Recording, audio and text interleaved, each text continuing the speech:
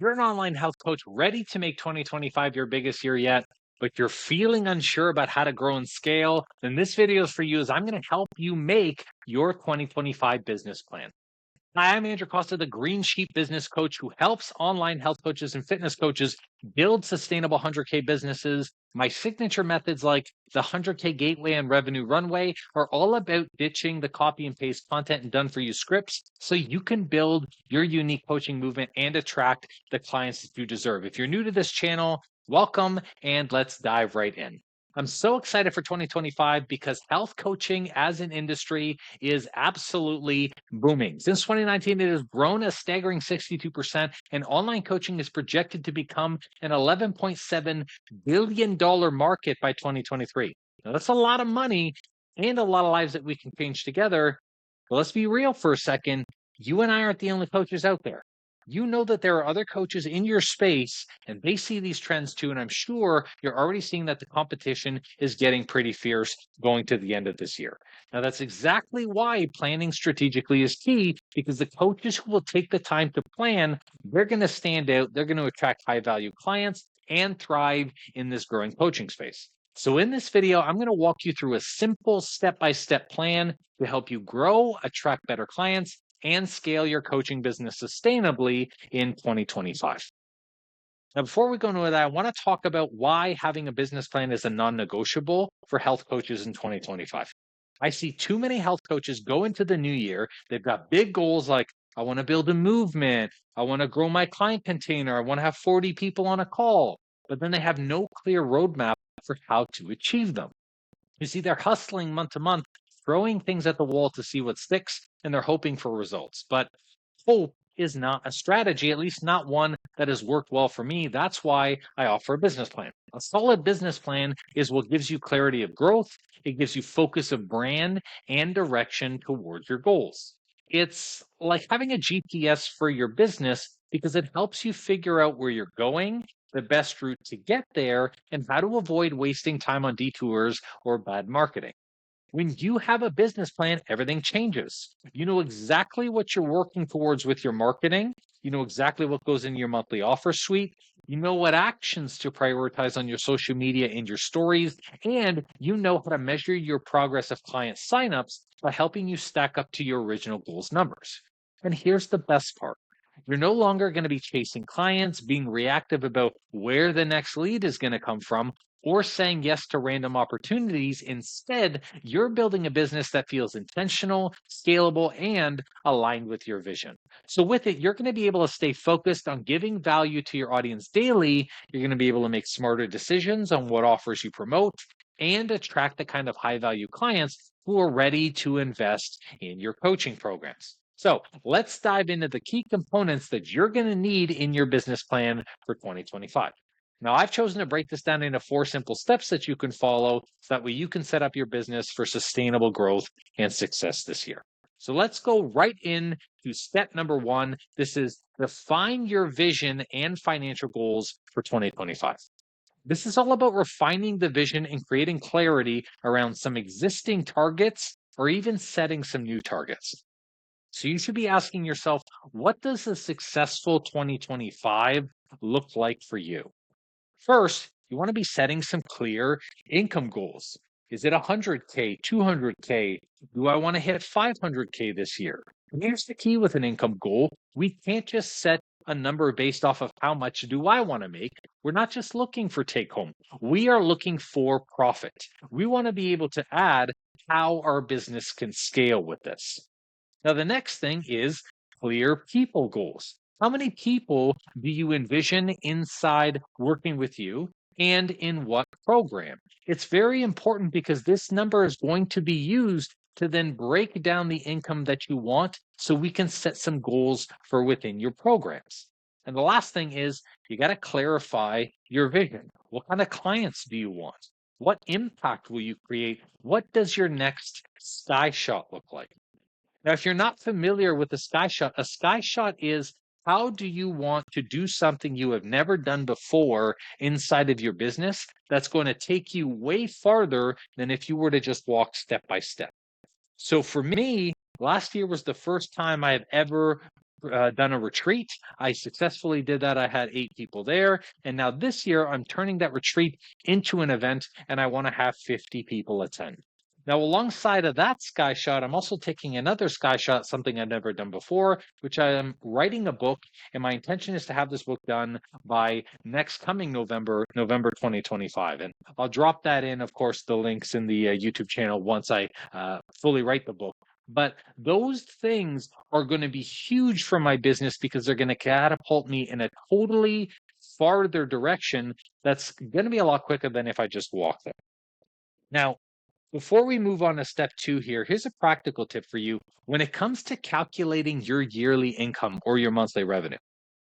You want to think about how much money, not that you just want to pay yourself per hour, but you also want to think about what you would pay for your team. What are you going to pay for new hires? How are you going to pay yourself a bonus? And how am I going to make profit? Because if you always stick with very, very small numbers, you're going to slow down and throttle your growth. So I always envision, like last year we did 1.1 million. I want to hit 2 million next year because I want to bring on more team members. I want to hire a full-time videographer to help with videos like this. And I know what I want to pay them alongside what I want to pay me. So that gives me bigger clarity on my income goals. It changes that number and it also changes how many people I want in my programs for that. Now we're going to move on to step 2, which is identify your coaching tribe and find where you're fishing. So being specific these days is how you win on social media because the algorithms working to bring like-minded people to you, they're also fighting to bring the same people to other coaches. This is why we can't afford to say generic things like, I help busy professionals or I coach everyone with weight loss. Your message, how you say it and how you help has to speak to a specific tribe of people. And I call this finding your tribe. So your tribe are people who are exactly like you. They believe in your principles. They're excited to see you and work with you. And they want to join your coaching for who you are instead of what's inside your program. So to find these people, all you have to do is ask yourself these questions and write down the answers in your business plan. So the first is, who do you help? Who is the need? What does the tribe look like? And get very specific with this because I help busy professionals. Everyone is busy. I help people with weight loss. Everyone could probably lose a pound. So as an example, you could say something like, I help postpartum moms who have 2 kids and struggle to lose the baby weight after their second. That's pretty specific. Or I help CrossFitters who hormones are changing after they've been overusing their body. That's very specific. Once you've answered that and you've narrowed down that tribe, you've got to say, what transformation are you offering these people? And here's the thing, think deeper than the results, deeper than the weight loss, deeper than better energy or habit change. Those things are results. They're not the transformation. So as an example, in my hormone coaching company, I had a client lose 120 pounds because he wanted to walk his daughter down the aisle by himself. That end transformation is so much more than just weight. It's happiness, it's fulfillment, it's being a good dad. So it's not just a number of weight loss. And once you have that, you've got to answer a really important question for your tribe. Why you? Why should it be you as the coach who has to help them? Because if you can't get clear on how you can be different, then you're going to have a hell of a time keeping your tribe after they find you because they might say, I'm just going to go to another coach. So once you've answered those questions, there is a second part to this, which I call find where you're fishing. This is just asking yourself a really important question. What platform or place does my audience go to find people or other coaches like me? It's an important question because I can't tell you how many times I've seen coaches with amazing and attractive messages that don't have as many clients as they want because they're fishing in a bucket when the lake of clients is a block away. So you want to make sure that you're clear on what social feeds, where these people are hanging out, so you can always be talking to them in the area that they're actually in. Now, once you have answered these questions and you've written out what I call your tribe profile, we move to step 3, which is building your signature coaching suite. So a coaching suite is kind of like seats on an airplane, with certain seats having little perks that appeal to your tribe at every level. You ideally should have a type of offer at every level of seating because you want to be able to help your audience in every type of way. So, as an example, most of the coaches that I work with, they're the type of people who want to sit in business and first class. So they opt for my signature program, which is the coach to coach program, where they can get one on one support in addition to very exclusive small group coaching. So that being said, I also offer trainings and seminars that newcomers can join in at $27 to $99 for those newish people who are flying with me for the first time. Now, the key to the coaching suite is you need a signature offer.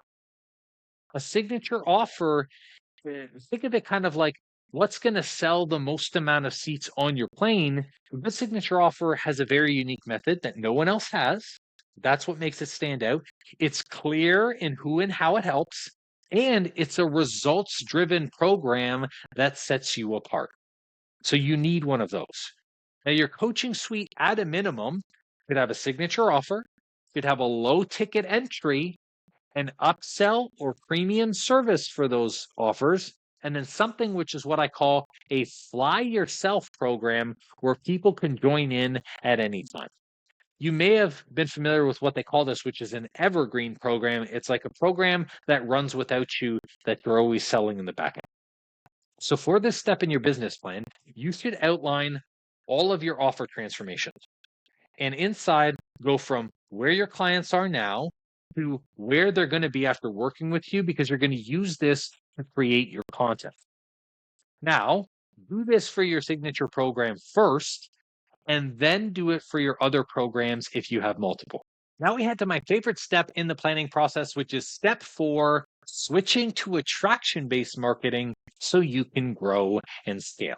Now, I'm actually thinking of doing a full episode on this because I think it's really important, and this is where the future of coaching is going. But we're going to focus on a little bit of it here because this is where we stop using outdated tactics that we learned from like 10 years ago, like cold ads, talking head videos, and generic webinars. You and I both know that people are ad fatigue. We don't want to be pitched every second of every day. So this part of the business plan is all about creating more attraction-based marketing and appealing to the person that's actually going to join your program. So here's the way we do this. Step 1, we're going to share valuable educational content. Education content is so important. If you don't have a YouTube channel like I do, if you don't have a podcast like I do, if you don't have an Instagram or a LinkedIn, you don't have to do all of these things, but you need to pick one or two of them, and you need to show up there consistently. Notice how I'm not saying daily because I don't believe in that. You need to show up consistently 3 to 4 times a week and have high level of value.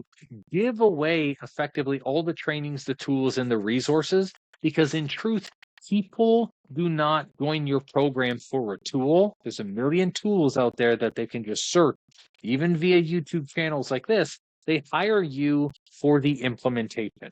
How is this coach going to help me apply, implement, and get back on track every time I'm not using the tool? So sharing value and doing it consistently allows you to do the next thing, which is work to build authority. And alongside sharing that value content, we want to build authority on our feed through storytelling. So use things like case studies, client results, your own transformation to showcase the before and after of what going through your process looks like. Because it's fine to always talk about the tool or to share the how, but people are going to be like, well, that's great. I've seen that tool before. Does it actually work? And this is where we build authority by sharing results regularly. So writing down, how am I going to be building authority in my feed? The next is we're going to be using organic growth systems. I can't tell you, video content is the number one thing that is trending right now. People are watching video podcasts. People are watching video YouTube channels. Hello, welcome to this video. Because it helps you connect to the person and it helps you read and understand the energy by whether or not this person is going to be a good coach for you. As you can see, I'm sure from my videos, or if you've watched a bunch in the feed, I'm very out there. I'm very in your face. I'm kind of a high energy person. So if you're like, halfway through this video, this guy's not for me, you're going to have a hell of a time working with me as a coach. So use video based content is really, really great for organic growth. And then do things like email lists. I can't tell you, so many coaches underestimate the power of a good nurture. You work so hard to got all the leads that you have.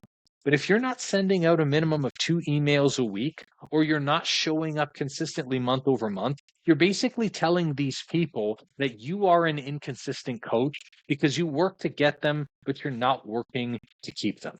So as your action step for this section, you should be looking to create a content schedule. So that way you can help structure how much of this trust and authority you're building every single time. I like personally going for the 333 method. This is 3 long form pieces of content, like YouTube videos per week.